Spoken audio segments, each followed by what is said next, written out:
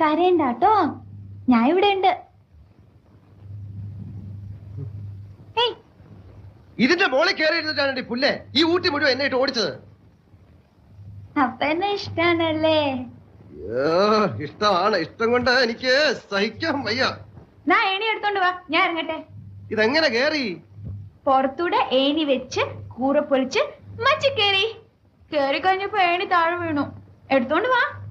വാനര ജന്മം എന്ന് ഞാൻ കേട്ടിട്ടുണ്ട്, ഇപ്പൊ കണ്ടു. ഒരു കാര്യം ചെയ്, ഏണി എടുക്കാനൊന്നും വയ്യ, ഇങ്ങോട്ട് ചാട്, ഞാൻ പിടിച്ചോളാം.